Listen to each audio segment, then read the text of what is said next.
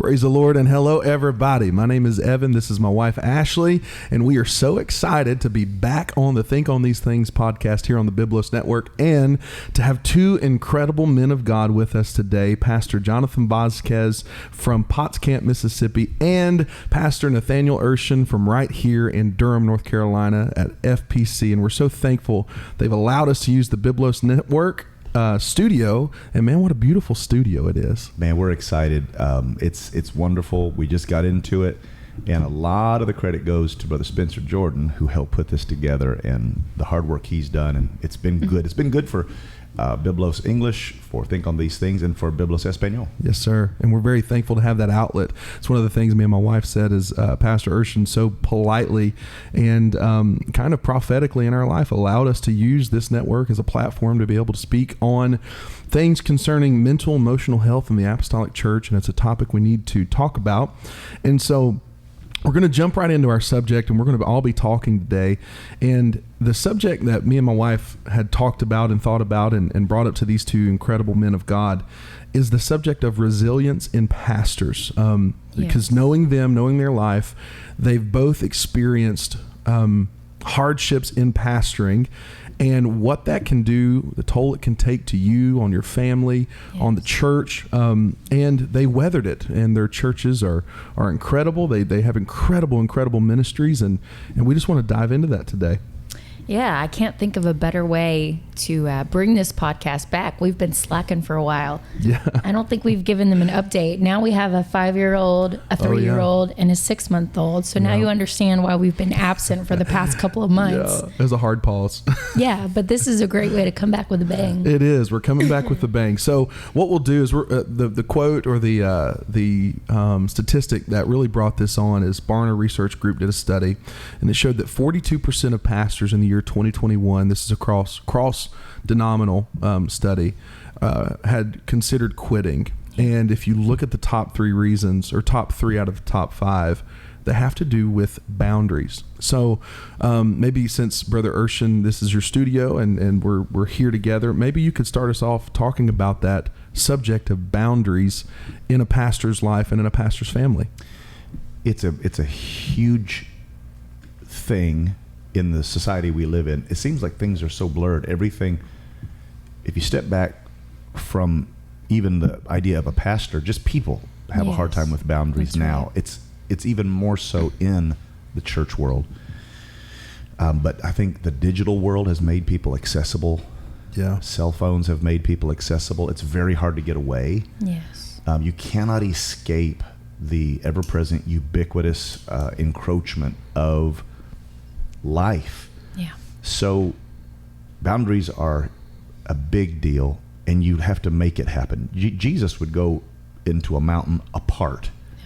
He would disappear. I think a lot of pastors struggle with guilt, like I have to be available 24 hours a day. Yes. And we are, but you also have an obligation to love your wife like Christ loved the church, and you have an obligation to raise your children in a protected and a attentive, nurturing environment. That's right.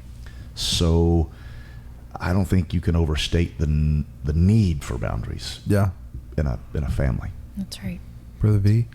Well, to me, boundaries begin and end with you deciding what you want to be most. Do you want to be a pastor most, or do you want to be a father and husband? And then you build your life based on priority. Mm-hmm. And you've got to give priority to what matters most. And then as you incorporate ministry into your boundaries, you have to do so in a way that you're training your family to be involved in ministry. That's right. You know, your children are not a hindrance to your ministry. You have to involve them. And so when you do that, you also have to put boundaries around them to protect them, while at the same time encouraging them to be involved. But the first boundary is, what is my most important role in life? That's right. And that's what needs to be protected first. What's my next most important role? And then you prioritize life and build boundaries around what you feel like you need to be the most. The problem is you can't have a ministry if you fail at marriage. That's right. That's good. Or at fatherhood. And so It's building roles. It's building boundaries based on your most important roles. Yeah. That's right. That's a big deal. Yeah. Well, someone spoke to us and said, I think it was to you, sweetie, and they said, what are you telling your church people about you with the boundaries that you have? Yeah, or lack thereof. Yes. What are you telling your church about yourself by your lack of boundaries? And I think that's an important question to ask, is if we are 100% accessible all the time, then we're telling them there's never an off button. There's never a time. That can give rise to the idea of, my pastor doesn't love me if he doesn't return my call immediately. Yes. But go back to the ancient world where Paul is ministering to churches. Paul would leave churches for a year, 2 years at a time. Yeah. There was no way to get in contact with him. He put local leaders in place. This was a very dysfunctional world. This was Corinth. It was Galatia. These people had profound struggles, but their faith was so dynamic and powerful. They would see him a year, 2 years later, and they fully expected them to be serving the Lord and surviving and thriving, and they did. Yeah. The early church was a powerful force in the world, and if you get the idea that I need to hear from my pastor twice a day, or I can't serve God, you're talking about a pretty anemic way of looking at the things of God. In a way, we can create as ministry families, we can create a unhealthy codependence with the people that we're leading if we acquiesce even to that level of expectation, because we're saying you can't survive without me, and it takes away their dependence on God and makes them dependent on us. Yeah. Which for some ministers, and you both could probably speak to this, feeds the affirmation that maybe some pastors need, but creates an unhealthy relationship with you and your church. The need to be needed. Yes. When you do ministry for self-fulfillment, then that's a sure way to kill a ministry. Yeah, that's good. And so if your prime motivation is to feed your own emotional needs, then that weakens your ministry. And then what it drives is a cult of personality. Yeah. Because you're drawing people to you, right, and not to the Lord. And it just snowballs to a point to where if you don't get that constant feedback, that constant need to be needed, then you crash. Yep. And then you want to quit. And then it does two things too. I think it very much mars transition, because you're taking away, when on the outgoing pastor, you're taking away the mechanism that has caused them to have self-worth. And then the other thing is, it's a barrier to church growth, is because if you have a lack of boundaries, there's only but so many people you can effectively pastor that way, and that number's not large. On average, it's about 150 ish.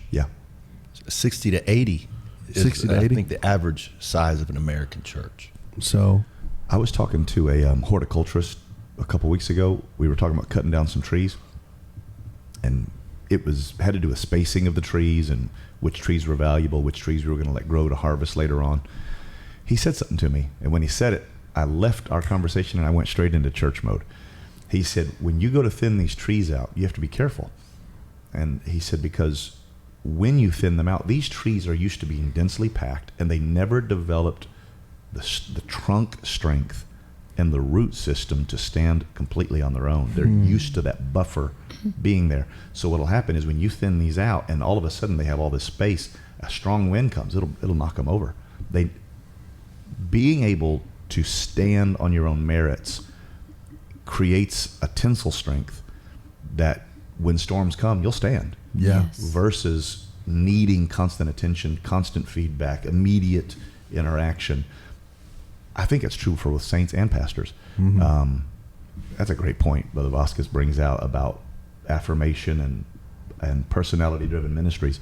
You can really if you don't develop that organic, biblically based mindset, you're going to be in for a tough road. Yeah. And that's one of the things. So we obviously have 3 children. I grew up in a preacher's home, but not a pastor's home. So I didn't know a lot of the challenges my wife knew growing up in a pastor's home that was struggling to build a church and carve out a work he did, him and his wife, my father-in-law and mother-in-law. But I think I want them to want to do ministry. I don't want them to look at anything and say, and look at it and kind of despise it because of whether I put it over them or whatever I did. I want them to want to do it with me and not despise what we're doing. And I think that only comes by boundaries. Mm-hmm. Them seeing that, hey, you are important, and more important if need be. Oh, absolutely. I think our kids need to know that they're first. They are our ministry. And if we don't take care of our family, then we don't have a ministry. And I think it's important, if you both can speak to this, because you have children, but people need to see us parenting. They need to see our marriage. They need to see healthy examples of that. And if a pastor and family are struggling with boundaries, then those in your church are looking to you to set that example. And so that's how a lot of people can learn about boundaries, is through their pastor and wife and their family. I think one of the most important boundaries for a pastor is to not impose roles on his family. That's good. Because you're the pastor's kid, you have to do or be. You have to learn to play music or sing or whatever. And so we impose on our families this expectation that they have to operate outside of their gifts, their personality and talent, because that's what everybody else expects. Yes. And so part of our boundary is giving our children the ability to be themselves, and not, if I'm only leading, if I'm only being the dad that I need to be in the public eye, that's good, and not in the private, then I've crossed a boundary. I'm not using my children to make me look like a better pastor. Yes, that's good. I'm not using my wife to make me look like I'm a better husband. They're not props for my ministry. That's good. They're not props for my life. And that's a boundary we need to set. That's good. I've known some people, I know some people who use their family as a ministry prop to make themselves look better. Yeah. And in the end, kids aren't dumb. Yeah. And they understand that they're basically being used. And so they tend to grow up and reject the idea of ministry. And sometimes they reject God altogether because they've lived in a dual life that they know is not real. That's right. And my primary job as a pastor, I'm a disciple maker. That's my job. Yeah. My primary role is disciple my children. Yeah. My job's not to provide money and food and shelter. That's not my primary role as a father. Now, don't get me wrong, it is my role. I'm not saying, you're 3, go get your own job, But my primary role as a father is, my job's to make Ellie and Kate disciples of Jesus Christ. And my primary role is disciple maker. And if I fail at that, if I'm good at providing an income, but I don't make disciples, I'm a failure. That's so good. It is. That's a profound statement. In our family, there was an emphasis placed on loving the things of God. So it wasn't an atmosphere of negativity. It was the house of God as a refuge. So it wasn't just go to church, dress right, live right, and don't let people see anything negative. Yeah. I know some ministers will say something to the effect of, you represent me and you remember that, and don't you embarrass me. I mean, what a toxic way of presenting the gospel. But it wasn't like that with us. There was joy. There was recreation. There was talk to where you wanted to go. We were going to have such a good time. The joy of the Lord is our strength. Yeah. And that wasn't just Holy Ghost church services. Yes, that was a big part of it. But when it was over, we ate, we had fellowship, we played games, we loved people. And so that created an environment of wanting to run to the house of God. Right. And then a profound celebration of the word. Yep. What actually caused us to create Biblos was to recreate the environment where we celebrated the Word. That's We would right. come together, the Deuteronomy 6:4 mandate to teach it diligently to your children and all that comes with that. It would create this joy at our family gathering. So I think if you have a biblical worldview and you're not using your kids as a PR That's Yeah. right. tool, Yeah. That's right. look at my godly family. Now Yeah. come to my church or look at my ministry or something like that. I can't think of anything more damaging to a child who, they are not dumb. They are human beings that when they get older, they're going to be like, hey, I don't want this Yeah. That's pseudo right. family. That's right. it. So, practically speaking, what would you say to a pastor who is struggling to set up those boundaries? You know, maybe they don't have the church with a lot of infrastructure. How can they set that up? Because they're feeling depressed that they have to be accessible 24 hours a day. Their families may be suffering because they're struggling to set up boundaries with their time. I can speak to that to some degree because when we started our church in Fort Myers, we had that exact problem. Yeah. We had no structure. It wasn't a pre-existing structure. When I got here to Durham, there were structures in place already, and even in South Haven, there were structures. But here, rather in Fort Myers, there was no structure. We had to create the structure, and we struggled with that. I would say, first of all, make sure that your relationship with your wife is very strong, that your relationship with your husband is very strong. Carve out time that nothing else can violate. So a date night, meal times, Good. true communication, and treating them with the utmost respect as the most prized part of your life. And then when you have children, the same thing goes. And even that, a husband and wife have to learn to put boundaries between them as husband and wife and them as parents. You got to send the kids off and you have to be alone with a spouse. And Right. That's right. sometimes you have to put your own stuff on the shelf and attend to the kids.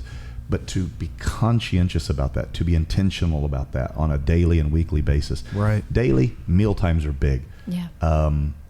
Weekly, family vacations. Take a vacation. Yes. Even if it's just getting in the car and going out to some place for free. If you're poor and you're home missions Yeah, or something, of course. just go out and do that, because those are irretrievable in Yes. terms of time. You have a limited amount of time.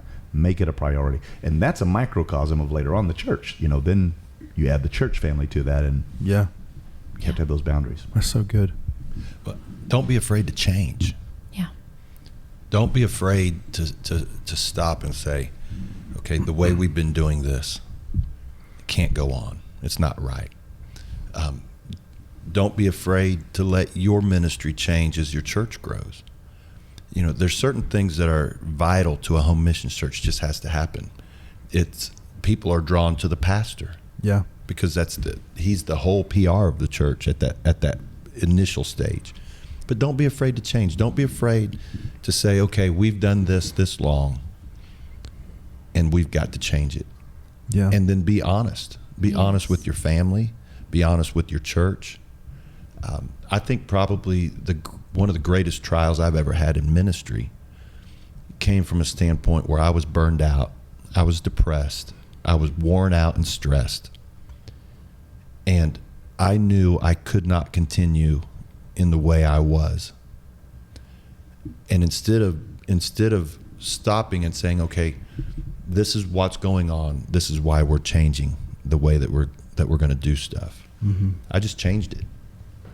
I just backed out of everything that I felt was unhealthy for me to be connected to. Yeah. Instead of saying, okay, this is why we're doing it. Yeah. And so communication, Yes. my failure to communicate why I was changing the way that I operated caused me more trouble than I would have dealt with if I'd have said, look, this is unhealthy. I'm struggling and I need to change the way that we interact. Yes. And so that was a failure to communicate on my part. I learned a lesson. Yeah. It was a hard lesson. One of the things I thought about too, you had, and I'm not taking credit for this. I wish I could, but Brother V, he just talks and you just listen. And so we were driving up here and he was talking about Paul, and he talked about Demas, and he said do you want to, let me say it because it's so good. And that way, at least it's my voice saying it, and then you can elaborate on it. He said that Paul, it was so personal to Paul that when Demas left, it wasn't that he backslid. He said, Demas has forsaken me. And how do you, the boundary is so, and I think you shared a story about like Ellie when she was young coming to you and telling you, I don't want you to be the pastor. How do you take things that are so personal and not let them cross over into home? Because your kids need to know there is a real world and pastoring is difficult, but there's certain things they do not need to take on. And so how do you balance that? When Paul, Demas forsook the Lord. Right. He loved the present world. It wasn't just that he forsook me and went back home. That's what John Mark did. Mm-hmm. John Mark said, I don't really want to be on this missions trip. I'm going home. And it bothered Paul for decades. I think it was over 20 years before it really was rectified. Thank the Lord it was rectified. But with Demas, he didn't just decide, well, I don't want to be on this trip. He decided, I don't want to be saved. He loved the world. He loved this present world. It was so personal to Paul. He said, he forsook me. And when you've really invested in somebody, yes, and you've loved somebody and you've prayed for people and you've preached to people and you've counseled people and then they leave, there's a very personal pain that's connected to it. Mm-hmm. And so the story about Ellie, when she was, 8 to 10 years old, she told me she didn't want me to be the pastor. And the reason was there was some children in the church that didn't want to be her friend because I was the pastor. And they didn't want her, I guess they didn't want her to hear the stuff they were talking about or the things that they were doing. And so they alienated her, and she took it personal, obviously. And she said, I don't want you to. It's probably the closest I really came. I've talked about it from time to time over the years, being frustrated, but it was the closest I ever came to really wanting to quit. Mm-hmm.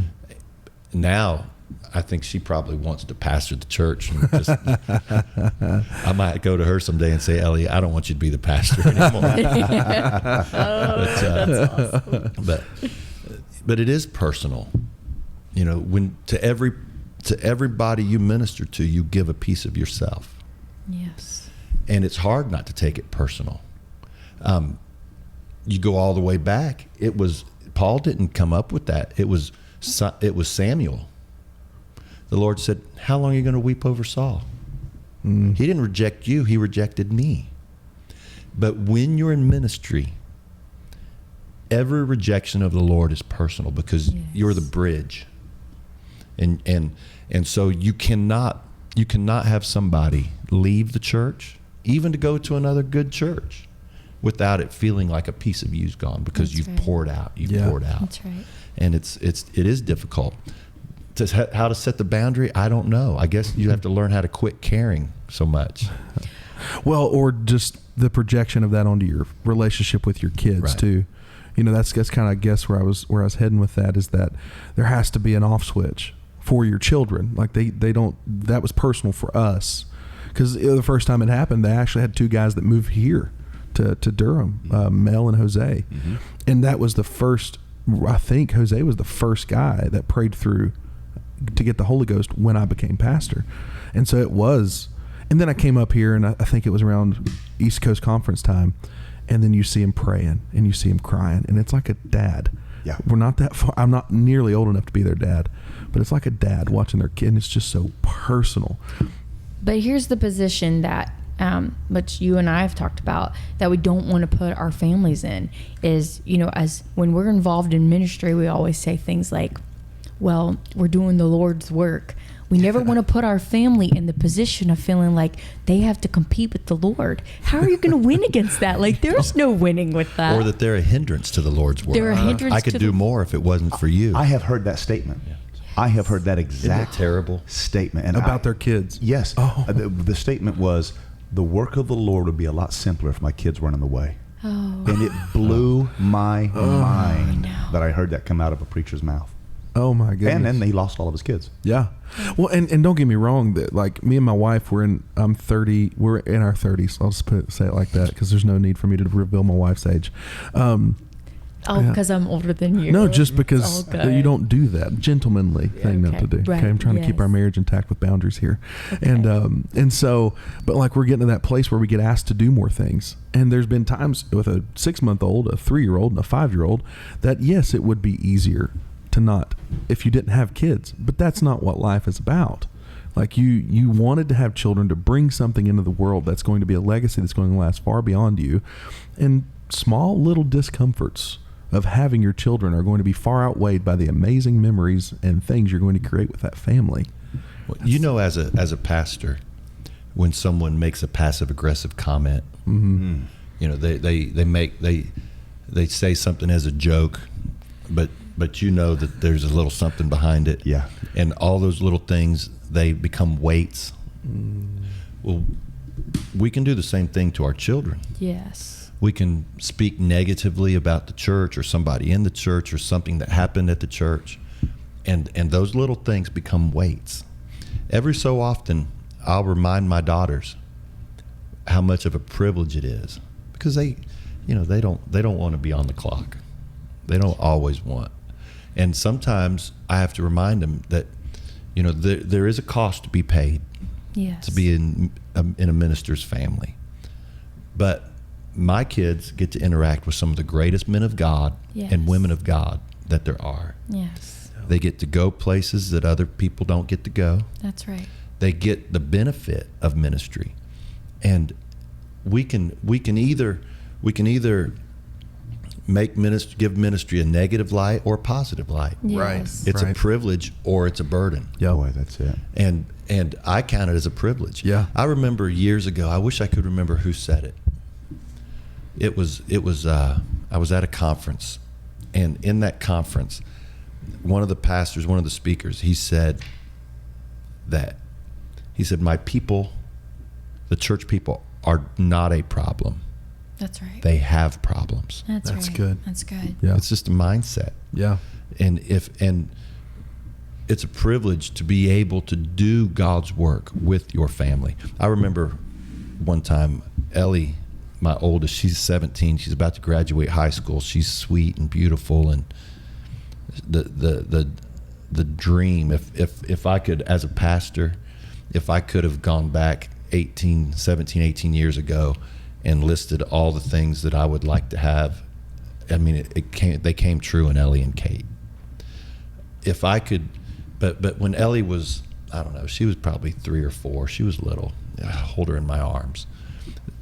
Taking your kids to hospital visits for elderly people, man, the older people love it. Yes. And the kids get treated like little have to remember that. princesses. Yeah. The kids. Take notes. Yes. Yeah. So I was going to visit an elderly sister in the hospital, and I took Ellie with me, and I was holding Ellie. We went in, and, you know, she prayed with the lady, and it was so sweet. And we're walking out to the car, and I'm holding Ellie in my arm, and she takes her 2 little hands and she rubs my face, and she says, "You're the best daddy in the whole world." And I was like, "Oh man, I am." And the next words out of her mouth, "Now will you take me to McDonald's?" She was just buttering me up. But doing ministry with your family, That's what we've talked about that it so matters. Plus, Yeah. it's just funny because, like, you know, like you have all these people are like, "Man, you guys are doing a great job," you know, and then Evan will be up there preaching, and like Vivian will be like, "Oh, what is this gonna be over?" Yeah. She's like, "Daddy, why do you preach so long?" Yeah, or Yeah. like, what? But on the flip side, Gemma like threw herself down on the ground one night and was crying because she said she wanted to get baptized and she wanted us to take her to the church to get baptized. Or if we don't go to church one night, she gets very upset. She's Yeah. like, "I want to go to church." And we've won people by our kids. Yeah. Like different people, elders in the church that maybe, I don't know that they were leery about us or what was going on or, you know, different Yeah. things. Oh, but they love our children will sit with them and say they love them. And it's just like, I'll raise an issue without raising an issue. oh no. But our church does wine for communion. So we'll just let that one sit out there in internet land. Take a You drink of guys my can worry pie? about it. That's right. Everybody takes a drink. Yeah, Well, that's right. So that's not the part of the story. But my daughter, when she was, I don't know, 4 or 5, she was probably 5 or 6, she came and she said, after Sunday school, she said, "Daddy, I need to be baptized." It was the first Sunday of the year, Communion Sunday, and we do it on Sunday night. Well, she said, I need to be baptized. And I said, why do you? I said, we'll talk about it when we get home. She starts crying. I need to be baptized now. I said, why? She said, because Mommy told me I can't drink wine if I'm not baptized. And so doing ministry with your family is something. And then she faked speaking in tongues one night. Oh, how old was she? It's about the same age, because that was the other part. Yeah. So you might want to edit this out. No, it's staying in. It's part of it, man. Yeah. Well, my brother was dealing with a situation in Cincinnati where they've just built a new building, a beautiful building, and people don't know how hard it was to get that approved. The community around them really resisted it. They thought a megachurch was coming in that was going to disrupt their idyllic little pastoral setting, and a lot of people would be coming in. So they had to go through this very intense approval process where the community came in, and there was a kind of like an HOA kind of a deal where they had to go before this panel, and city members and the community came out. I mean, it was the church and the neighborhood having a disagreement, and it was very intense. It lasted a long time. The local news station came out and interviewed everybody. Goodness. It was a huge debacle. So Joel was at loggerheads. He couldn't get past this certain point because these people were dug in. You are not coming in our community, and we're going to stop you. They've invested millions of dollars and so much work and labor and sacrifice.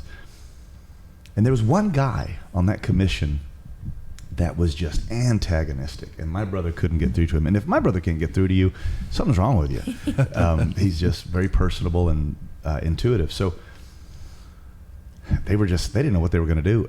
One day in the grocery store, his daughter, Anna, runs into the guy just in the produce section. And she says, "Hey, I know you." And he's like, "You do?" And, "Yeah, I saw you in the meeting the other day." And, "Yeah," he's kind of surly. And she said, "I'm Pastor Joel Urshan's daughter, and I wanted to just say," you have to know Anna, she is like personality plus. She's just like, Yes. She's never met a stranger. She's just love on wheels. She melted that guy's heart. Oh, thank you, Jesus. And here's my brother pulling his hair out and stressing and wondering, what he's going to do, and is this even going to happen? So the next time they had one of those city council meetings, it was one of the most pivotal moments. And he's sitting there and he's just discouraged, and he's like, "God, I need your help." That guy, the most adversarial guy, comes walking towards him. He said they made eye contact, and he thought, "Oh boy, this guy again." And the guy walks up to him and he winks at him, and he goes, puts his hand on his shoulder, and totally voted for them based on that interaction with her. Meaning, okay, you're not monsters. You're not going to be these bad. If you can have children that have this kind of a demeanor, and the way he says it, it just shows how God uses each part of that dynamic to bring his will to pass. He said, "I'd like to say it was all of my great leadership. I'd like to say it was all of my profound vision, but the truth is, the loving hand of a godly child went and did things nothing else could have done." Isn't that incredible? Yes. Well, I have a belief that a pastor's golden years are usually when his children are teenagers or in the early 20s, because that's the time they're most connected to the energy source of the church, the energy that drives revival. That's a good point. And so having your children on fire and involved and connected, that fuels. We have young people. One week, I think they drank 8 gallons of chocolate milk. I mean, I'm feeding a herd of young people, but those kids are driving revival in our church. Yes. And that's because my children are connected to them. And so it's an investment. If you'll invest in your kids Yes. and your family, that investment always pays off. Always. Yes. There's some things, you can invest in art, and you may or may not get your money. You can invest in different things, but if you'll invest in your family, it always pays off. Yeah. Never fails to bring a yield. Yeah. And I think it adds such a human element. I know that part of the primary part of my counseling ministry is people that have dealt with church hurt. And I know that's a really overused term. But one of the things that I always try to bring up when people are maybe discussing different issues that they've maybe had with a pastor or ministry leader is that I try to trigger the compassion side of, hey, these people are human. They are human beings that have families, that have maybe made mistakes. They're not perfect. And I think that one of the boundaries that we can set up as ministry leaders is that, first of all, remembering that we are human beings. We're not going to be perfect, because I've talked with many leaders that they hold themselves to such an impossible standard. And it's hard for anyone to measure up, and letting the people see that you're a human with family, and you might, have a little squabble with your wife or a little conflict here and there. And that's so helpful. Yeah. There's no doubt. One of the things that I want to throw out here is striking the balance between the work of God and having the heavenly and the earthly in alignment. Because the flip side of all this is there are parents who have forsaken truth because their kids pressured them. That's right. So we can be so empathic and so understanding that when a child goes off the rails and wants to live something contrary to the apostolic worldview, the truth, that a parent can, out of a misguided attempt to connect, will forsake truth. Yeah. Yes. So there's a tension in this between the earthly and the heavenly, where we are called to bring our family into the kingdom of God. There's a story in the Bible that I love that illustrates this, and it's where I get the idea that the only way to do this is to live a crucified life. Flesh has to die, the spirit has to live, and in that spirit is all the fruit of the spirit: the love, the joy, the peace, the long suffering.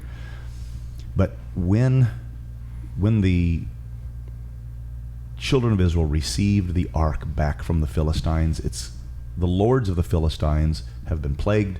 They're sending it back to Israel.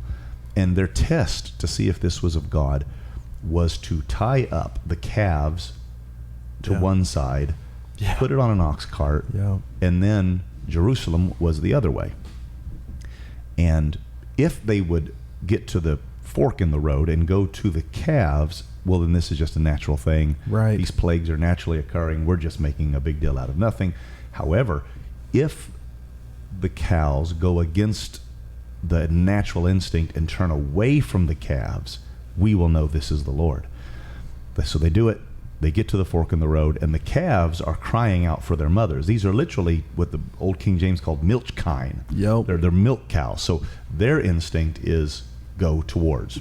Yeah. I just preached this I'm like, lowing as they went. Lowing as they went. So Yes. there's that element. They go lowing. So there's this, I don't want good. this. I don't like this. This is uncomfortable. And what's at the end of it is they're killed.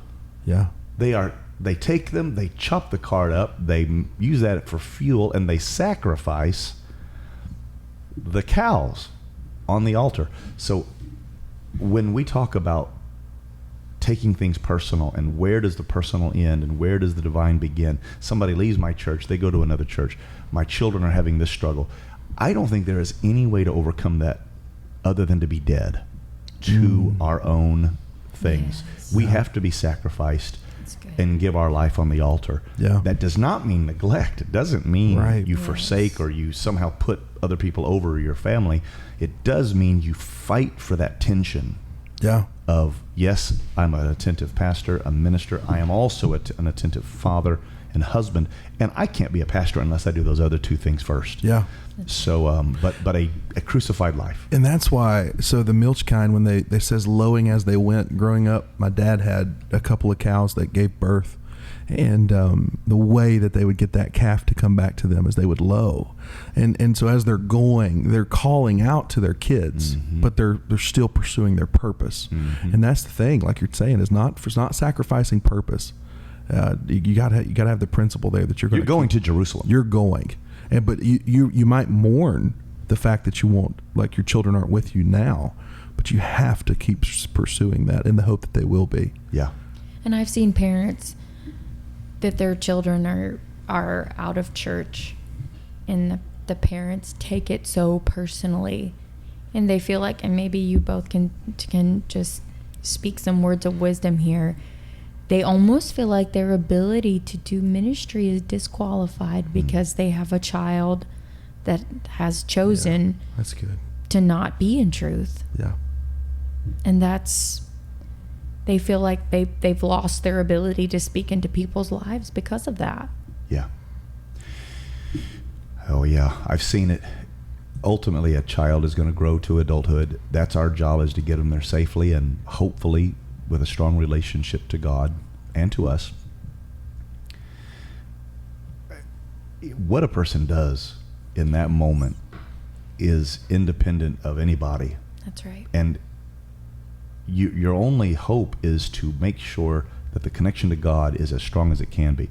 As strong as a mother and father bond is, the connection to the Lord is the strongest that has to be there. And if the child will forsake God, then that's a decision they're making, and that's their freedom of choice. I have found that in those kinds of circumstances, when a parent comes to me and says, what do I do? My kids aren't serving God. I'm trying to serve God. I encourage them to become the love of God. Yes, that's good. Now, there are a lot of people that think that means weakness, and they think that means compromise and be sappy and tell them what they want to hear and try to lure them back by being nice. None of that's true. The Bible says, and I tell my leaders this, 1 Corinthians 13, become that 1 Corinthians 13 example. Seek not your own, vaunt not yourself, believe all things, hope all things, endure all things. Be that 1 Corinthians 13 model. Right. Don't act like it. Don't put on a facade in hopes that they'll come back, but be that. They'll know that. Yes. And you can't beat the love of God. You can't. Right. It's unbeatable. That's good. Well, Adam and Eve had a Cain and an Abel. Abraham had an Isaac and an Ishmael. Isaac had a Jacob and an Esau. David had an Absalom and a Solomon. That's good. The truth is that you can raise children in the exact same environment, and one go one way and one go the other. Yes. Brother Urshan and I grew up in Indiana, corn country. When I was 13, I had a job in the cornfield, and it was one of my jobs was to go through the field and de-rogue corn, a corn stalk that grew as a rogue. It didn't grow right. There was some problem with it, and it had to be culled out of the field. It had the same soil, the same rain, the same sunshine, the same seed, and one grew and produced fruit, and one didn't. And you have to understand that sometimes you can do all you can do, and it still's not going to work out. And so you can't hold your ministry captive to the choices of someone else. That's right. You can't yield your calling to someone else's decision. And in the end, you hope and you pray and you believe that at some point they're going to come back. But you can't derail your destiny based on someone else's decision. That's well good. said. And I think that extends even to more than just our children. I think sometimes we in ministry feel like it's our responsibility to make people live for God and make people have a relationship with God, and we can't do that. I have a little feeling about that. David described an administration of blessing and serving the Lord. He talked about being led beside still waters, being made to lie down in green pastures. He talked about paths of righteousness. towards the end, he says something will happen. He says that his cup would run over. I believe in the cup running over. Yes. I think there's a spillover effect that is one of the most dynamic administrations of living for God. Yes. That spillover gets on everybody, and especially on family. So if you look at the United States and you look at immigration versus, I think we were talking earlier about despotic countries and dictatorships and other regimes, there is a country people are dying to get into. Yes. They are clogging the borders. We can't keep them out. We can't. Yes. We're trying to build walls Yes. to keep them out. I think that when your cup runs over, Yes. people will fight to get in, not fight to get out. That's good. And so instead of trying to force people, let your cup run over. That's Yes. so good. And you won't have to worry about all the other stuff. You'll probably have to put immigration laws in place. Yes. That's That's so good. good. Because it's a tone you set in your ministry. Yes. I was speaking with their leadership the other night, and our whole culture is built on negativity. That's good. If you want to be a popular comedian or entertainer in America, you have to be one of two things. You either have to be a pervert or you have to be negative.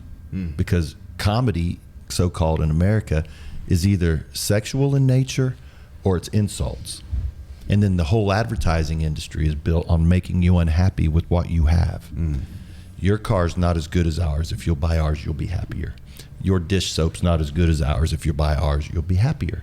Your clothes aren't as nice as ours. If you'll buy ours, you'll be happier. And so this negativity is bred into culture. Yeah. And then if we're not careful when we look at our world, our worldview, we're not ignorant. We know we have a difficult political situation, difficult economic situation, difficult cultural situation. We have political opposition, cultural opposition, and we also have religious opposition. And so if we bring that negativity into the church, who wants to come and be negative all the time? Yeah. But if we'll build positivity into the church and overcome that political opposition, that religious opposition and cultural opposition is the exact same factors that the book of Acts church faced. That's good. And the book of Acts church had revival. That's good. And so building that positivity into our family, if I might get myself in trouble here. The next comment is not the view of the hosts or the other parties. Oh boy. But if all you ever talk about is politics and conspiracy theories and always talking bad about everything, and you build this negativity in, then your children are going to grow up with that negative mindset. That's the truth. It's not that you're blind to what's going on. It's that you put everything in perspective. This is true, but God said. This is happening, but God said. And a mindset of how I was speaking on the way over here, that the situation in the world, to be honest, the worse it gets, the better it is for revival. That's exactly right. Because the it makes darker the people light, hungry. the brighter Absolutely. the light. Yeah. And so we can constantly harp on how bad everything is, or we can give the alternate side of that God can move in all this situation. Let's face it, the book of Acts church is the book of Acts church because of what they went through. On a more controversial note, we can get into that even on a church level. As pastors, ministry leaders, we can make our church so much about negativity, kind of like, well, the church down the road may be doing this, but we're, this, and the church down the road is this and that. Instead of making it about what we're for and what God's doing, and that cup is overflowing. It's more about what we're against. making it about what we're against and negativity. Yeah. The Abrahamic covenant is not, Abraham, I will curse your enemies, and I will curse this person, and I will curse that person, and I will curse. That wasn't the point. Yes. The mention of a curse is a very minor part of that. Yes. It was, I will bless you. Yes. Yeah. And I will bless them that bless you. And then he says, I'll curse them that curse you. And then he moves on to in thee and in thy seed shall all the nations. All the families of the earth be blessed. All the families of the earth be blessed. So the point is blessing. And of course there's a curse. You know, when Jesus talks about being born of the water and born of the Spirit, he doesn't say, except you're born of the water and of the Spirit, you're going to hell. Yeah. He said, That's good. you can't enter the kingdom of God. Let's talk about what we can do, Yeah. not what we can't do. Yeah. good. And did you notice too, it says like in verse 3, I think it says see, or vice versa. One says see, one says enter. Mm. And it brings on those two perspectives of it. It's going to affect what we see Yeah. and what we do. Mm. And I love that. Like exactly what y'all are talking about. It's because, you know, anyway. If your whole That's a rabbit hole relationship again. with God, and then also like your parents, I mean, you take it on a parent level. If it's all just fear-based and you're always doing things, I don't want my children to constantly be doing things because they're afraid I'm going to beat the living daylights out of them. I want them to do it. Yeah. Well, look at North Korea and South Korea. Yeah. Very good point. Same people, same soil. Yeah. One is built on you can't. One is built on you can. Here's something that'll happen in a fear-based society. And this is true of churches, it's true of countries, it's true of families. You will destroy creativity. Yes. You will destroy initiative. Yes. You will stunt growth. They say that North Koreans are on average 2 inches shorter That's something. than South Koreans. Something. And it comes down to diet. It comes down to atmosphere. I mean, there's a physical change. I see people in repressive, fear-based dynamics that they're inward, their body language, they're looking at you out of the corner of their eye. You see them in a mall and you say, "Praise the Lord," and they just look at you like, "Weirdo, what are you talking to me for? We're supposed to hate everybody." Yeah. And you can tell that they're coming up in a very toxic environment versus, man, this is the greatest thing in the world. This is the gospel of Jesus Christ. Can I say this real quick? Sorry, go ahead. This is very controversial again. And this is not the views of myself or this is not the views of myself, I will say, or anybody at this table necessarily, although it could be. That there was an individual that I was speaking with that said that they sit down with an author once a week. It's a very well-respected author who's a Christian author to work on their writing skills. And this Christian author is Christian, but probably along the line of a Catholic church, probably. But the author made the point. He said that the church used to be on the forefront of everything creative, everything, but it stopped. We used to. He said that the Christians used to build churches that would take thousands of years to build, but we stopped. And the guy, very astute gentleman's like, "Well, why do you think we stopped?" He goes, "Because we got so afraid of the rapture, we forgot about the future." But that's the thing with the raptures. If you're so mindful of the end, you forget about long-term investment. What? I knew you were going to do it. Do what? I knew you were going to take it there. Well, no, I was just saying because he mentioned fear-based, because a lot of people have built fear, even around eschatology, So to the point that it stunts everything you're doing now. here's something I think that every Christian should embrace. You can believe in a bride, a church, that barely scrapes into heaven. Yeah. Yes. Crawling on hands and knees, limping, teeth broken out, half dead, that Ooh, what a bride. squeaks over the finish line. You can subscribe to that. I do not. Yeah. And I think it's wrong. I know it's wrong. When you see God's people in Revelation, she has a crown of stars. She has overcome. She's got the sun as her garment. She stands upon the moon. She has dominion and power. This is God's covenant people, and she is a dominant force in the world. I subscribe to a church that is vibrant, powerful, full of light and hope, and it is a beacon for the nations.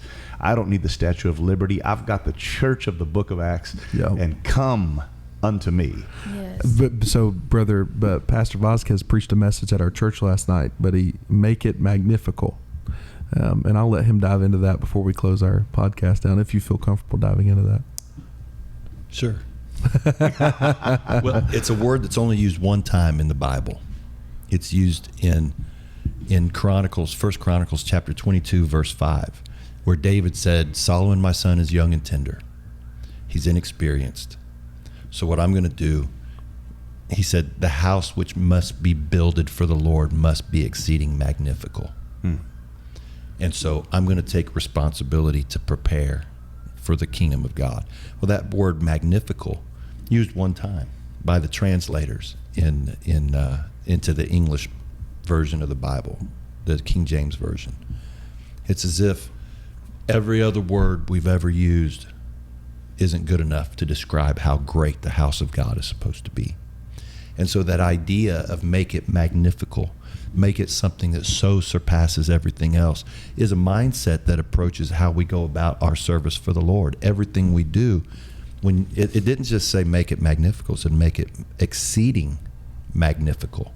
So when you think that you've done your best, do a little more. Yeah. And it's a mindset that God deserves Yes. us to do everything to the best of our ability. Yeah. And, talking about the negativity, every despotic movement in history started with seeds of discontent.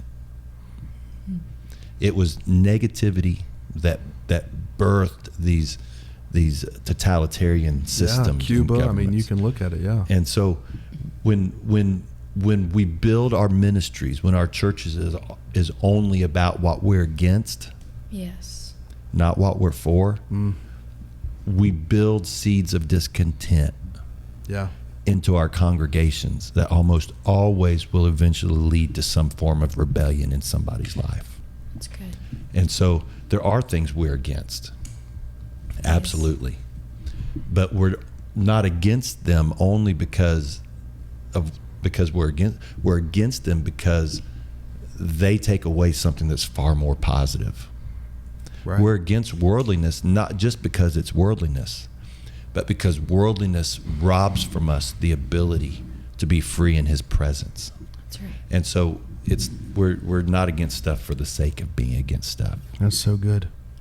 Circling back to boundaries. Yeah, because we got How to close can we, yes, how can we build something that's magnificent if we're so burnt out and we're depressed and anxious and our families are falling apart and we've taken on every role in our church. Yeah. So it stifles the creativity of other ministries and other leaders because they never get an opportunity because we feel like everything's going to fall apart without us. It doesn't Yeah. sound very magnificent. No. So what would be the way to close is some practical guidelines for boundaries? Brothers, pastors, elders. Make sure that your family is in alignment in their identity. Fight for them. Fight for your family. You cannot rule the house of God if you can't rule your own house. And so they say happy wife, happy life. A lot of truth to that. Yeah. But take the time to love your spouse. Take the time to love your children and nurture what they're doing and help them become what they're supposed to be. From that, I think you have a good foundation. So take time to make clear boundaries in terms of time. Make the time. Yes. Number one. Number two, create an environment of creativity. Let people know you have the freedom to explore and to do and to become. You have to fight for that because there are forces that will take it away from you. That's good. I think those are two big boundaries that people need to set. That's good. Thank you. Be yourself. Don't feel forced to be in the mold of another ministry if that's not you. Yeah. Good. Be who you are. Yes. Stay in your lane. Do what you do. Do it well. Don't try to take on stuff that you're not good at. I'm robbing myself. Sister Ashley was our music minister at our church for several years. She knows I'm one of the worst singers in the world. I would do a disservice if I tried to do her job. So I stayed out of music. It's not my thing. Right. That's I true. stayed out of it. Yes.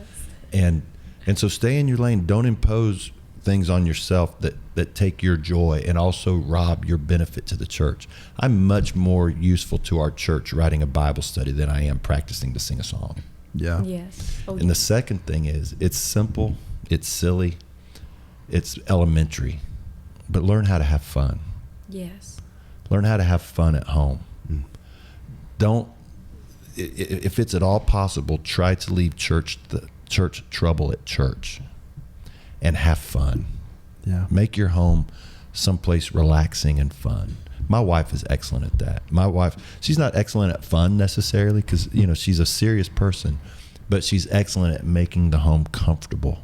She is. She's awesome. She really is. Like a sanctuary. Yeah, she's 5 foot tall. I call her sweet and low. That's good. And he had one on his coffee on the way up here. Yeah, that's awesome. Anything else anybody like to add before we close her down? I was just going to say, surround yourself with lots of different people that you allow some feedback in your life. One of the things that I'm seeing is that people are becoming so isolated and they're only surrounding themselves with people that will just tell them yes and people that think exactly like them. Dangerous. So they have no one else to say, hey, I think you might want to think about this a little bit differently. You need a lot of people in your life to have community with and people to give you feedback that can speak into your life, and it enriches you and it enriches your family when you surround yourself with different kinds of thinkers. That's so good. I don't have anything to add to that hardly. Johnny King, the bishop Johnny King, told me, he asked me if I wanted to go to on a Bible Land tour with them, which we want to do. And I said, I just don't know if I could be gone that long. And he said, just remember, you're not their savior. And so if we can pocket that mentality of we're the preacher. Yeah. We're not the savior. Yeah. We would do well with that boundary, I believe. So think on these things, family. Thank you for joining us today. Man, we've had a great time. It's like the first half of this podcast was think on these things, and the second half was definitely Biblos. We went deep theologically for a bit, and I'm thankful for it. So, as always, thank you for joining us here on the Biblos Network.